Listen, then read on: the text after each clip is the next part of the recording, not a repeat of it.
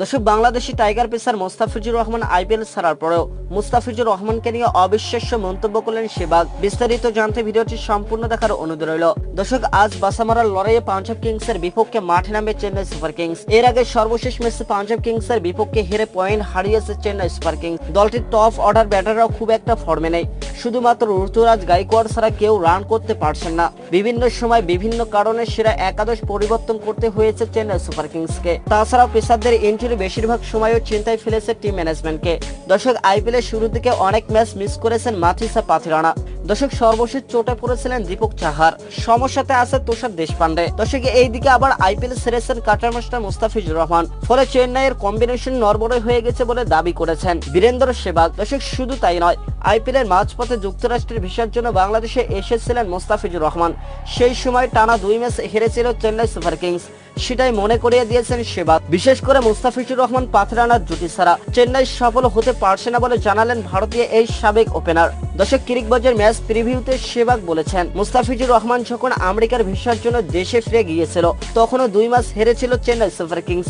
তাদের বোলিংটা দুর্বল হয়ে যায় যখন পাথিরানা আর মুস্তাফিজুর রহমান না খেলে। পাথিরানা মুস্তাফিজুর রহমান যখন একসঙ্গে খেলেছে চেন্নাই জিতেছে। মুস্তাফিজুর রহমান বাংলাদেশে চলে গেছে এখন। আমার মনে হয় এতে করে চেন্নাইয়ের কম্বিনেশন নড়বড় হয়ে গেছে। দর্শক, আইপিএলে চেন্নাইয়ের হয়ে 9 ম্যাচ খেলে 14 উইকেট শিকার করেছিলেন কাটার মাস্টার মুস্তাফিজুর রহমান। পাঞ্জাবের বিপক্ষে সর্বশেষ ম্যাচে উইকেট না পেলেও 4 ওভারে মাত্র 22 রান খরচা করেছিলেন তিনি।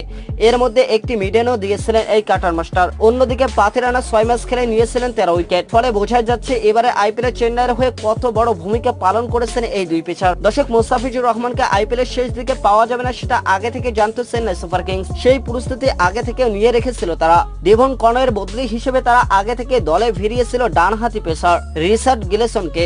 দর্শক, পাঞ্জাবের বিপক্ষে আইপিএলে নিজের অভিষেক ম্যাচ খেলে ফেলেছেন তিনি, নিয়েছেন একটি উইকেট। তার বোলিংয়ে মুগ্ধ হয়েছে চেন্নাই সুপার কিংসের কোচ। দর্শক, আজ রবিবার ধর্মশালায় চেন্নাই আবারও মুখোমুখি হতে যাচ্ছে পাঞ্জাবের। এদিকে প্লে অফের আশা বাঁচিয়ে রাখতে এই ম্যাচ জয়ের বিকল্প নয় চেন্নাইয়ের সামনে। চেন্নাইকে আরেকটি শিরোপা লড়াইয়ে রাখতে মুস্তাফিজকে ছাড়াই নিজেদের গুছিয়ে নিতে হবে চেন্নাই দলকে। সেক্ষেত্রে বড় ভূমিকা রাখতে হবে 2 ভারতীয় পেসার দেশপান্ডে এবং চাহারকে। তো দর্শক, আজ কি পারবে চেন্নাই সুপার কিংস জয় তুলে নিতে? জানিয়ে দিন আমাদের ভিডিওর কমেন্ট বক্সে। ধন্যবাদ।